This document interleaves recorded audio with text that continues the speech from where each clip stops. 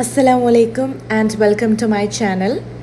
ഇന്ന് ഞാനിവിടെ കാണിക്കാൻ പോകുന്നത് വളരെ ട്രെൻഡിങ് ആയിക്കൊണ്ടിരിക്കുന്ന ദം പൊറോട്ടയാണ്. ഞാൻ ചിക്കൻ വെച്ചാണ് ദം പൊറോട്ട ഉണ്ടാക്കിയിട്ടുള്ളത്. നിങ്ങൾക്ക് ചിക്കന് പകരം ബീഫ് വെച്ചും ഇത് ചെയ്യാം. അപ്പോൾ ഞാൻ ചെയ്തത് എങ്ങനെയാണെന്ന് നിങ്ങൾക്ക് കാണിച്ചു തരാൻ പോവാണ്. നമുക്ക് മെയിനായിട്ട് ആവശ്യമുള്ളത് മൺചട്ടിയാണ്. മൺചട്ടിയിലാണ് നമ്മൾ ദം ചെയ്തെടുക്കുന്നത്. ആദ്യം ചട്ടിയിലേക്ക് ഞാൻ 1 ടേബിൾ സ്പൂൺ കോക്കനട്ട് ഓയിൽ ഒഴിച്ചു കൊടുക്കുകയാണ്. ഇത് നമുക്ക് ചട്ടിയുടെ എല്ലാ ഭാഗത്തേക്കും ആവാൻ വേണ്ടി ഒന്ന് സ്പ്രെഡ് ചെയ്ത് കൊടുക്കാം.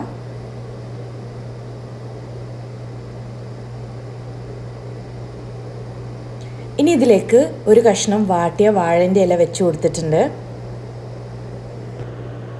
നമുക്കിതിലേക്ക് നല്ല നാടൻ രീതിയിൽ വരട്ടിയെടുത്ത ചിക്കൻ കറി വേണം. ഇത് നല്ല സ്പൈസി ആയിട്ടുള്ള ചിക്കൻ ഗ്രേവിയാണ്. അതിൻ്റെ ഗ്രേവി മാത്രമാണ് ആദ്യം ബേസ് ലെയറായിട്ട് നമ്മൾ സ്പ്രെഡ് ചെയ്ത് കൊടുക്കുന്നത്. ഒരു 2-3 ടേബിൾ സ്പൂൺ ഗ്രേവി നമുക്ക് ആദ്യം ഇതിന് സ്പ്രെഡ് ചെയ്ത് കൊടുക്കാം.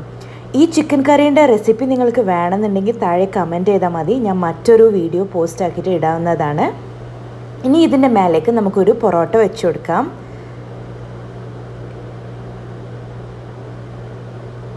ഇനി നമുക്ക് വീണ്ടും നമ്മളെ ചിക്കൻ കറി, വരട്ടിയ ചിക്കൻ കറി ഇതിൻ്റെ മേലേക്ക് ചിക്കൻ പീസസോടെ കൂടെ തന്നെ വെച്ച് കൊടുക്കാം.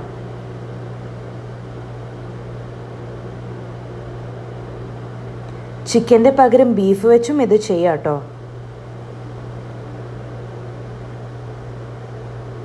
ഇതിലേക്ക് ഞാൻ ഒരു കോഴിമുട്ട 2 മുറിച്ചത് വെച്ച് കൊടുക്കുകയാണ്. എല്ലാ ലെയറിലും ഞാൻ കോഴിമുട്ട വെച്ച് കൊടുക്കുന്നുണ്ട്. ഇനി ഇതിൻ്റെ മേലേക്ക് ഒരു പൊറോട്ട വെച്ച് നമുക്കൊരു ഈ ലെയർ ഒന്ന് ക്ലോസ് ചെയ്തെടുക്കാം. നിങ്ങളുടെ ചട്ടിയുടെ വലുപ്പത്തിനനുസരിച്ച് നിങ്ങൾക്ക് ചിലപ്പോൾ 2 പൊറോട്ട വരെ വേണ്ടി വരും ക്ലോസ് ചെയ്തെടുക്കാൻ വേണ്ടിയിട്ട്. എൻ്റേത് ചെറിയ ചട്ടി ആയത് കാരണം എനിക്ക് ഒരു പൊറോട്ട കൊണ്ട് തന്നെ ക്ലോസ് ആയി കിട്ടുന്നുണ്ട്. ഇനി ഇതിൻ്റെ മേലേക്ക് നമുക്ക് നമ്മൾ ഫ്രൈ ചെയ്ത് വെച്ചിരിക്കുന്ന ചിക്കൻ പീസസ് ആഡ് ചെയ്ത് കൊടുക്കാം.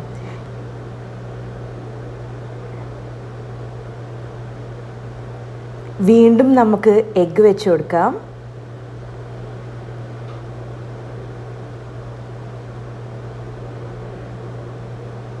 ഇനി ഇതൊരു പൊറോട്ട വെച്ച് നമുക്ക് ക്ലോസ് ചെയ്തെടുക്കാം.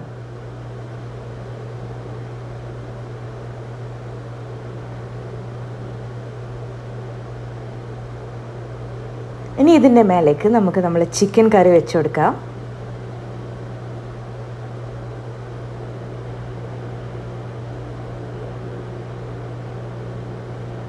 എഗ്ഗ് വെച്ച് കൊടുക്കാം.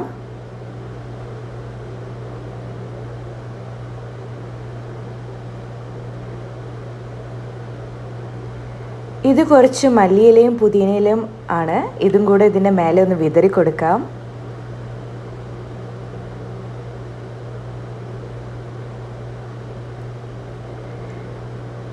ഇത് പൊരിച്ച് വെച്ചിരിക്കുന്ന ഒനിയൻ, കാഷ്യൂ ആൻഡ് കിസ്മിസ് ആണ്. ഇതും കൂടെ ഇതിൻ്റെ മേലെ ഒന്ന് നമുക്ക് വിതറി കൊടുക്കാം. നമ്മൾ ബിരിയാണിക്ക് ദമ്മ് ചെയ്യുന്ന പോലെ തന്നെയാണ് ഇതിനും ദം ചെയ്യുന്നത്. ഇനി നമുക്കിതൊരു പൊറോട്ട വെച്ച് ഒന്ന് ക്ലോസ് ചെയ്യാം.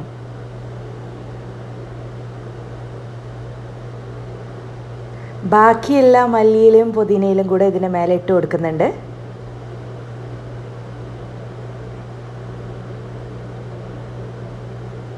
കുറച്ചും കൂടെ പൊരിച്ച് വെച്ചിരിക്കുന്ന ഉള്ളിയും കാഷ്യൂനട്ടും കിസ്മിസും കൂടെ ഇതിൻ്റെ മേലെ ഇട്ട് കൊടുക്കാം.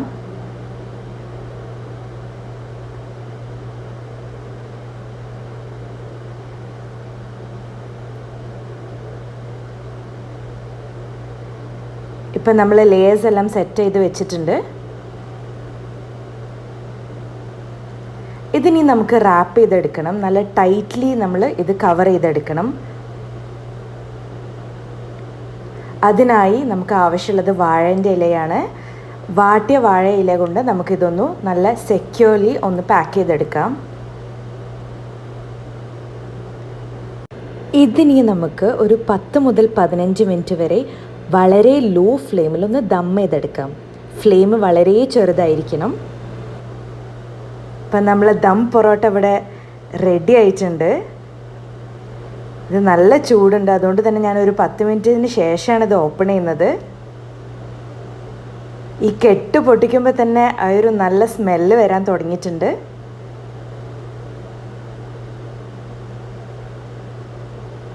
നമ്മൾ ബിരിയാണി പൊട്ടിക്കുമ്പോൾ അതേ എക്സൈറ്റ്മെൻറ്റ് തന്നെയാണ് ഇത് പൊട്ടിക്കുമ്പോഴേ ഉള്ളത്.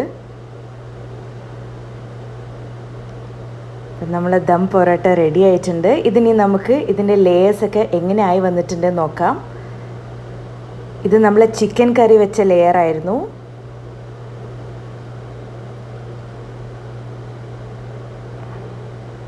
നല്ല ചൂടുണ്ട്,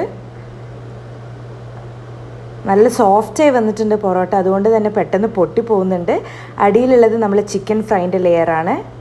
അതിൻ്റെ താഴെ വീണ്ടും ഒരു ചിക്കൻ കറീൻ്റെ ലെയർ ഉണ്ടായിരുന്നു.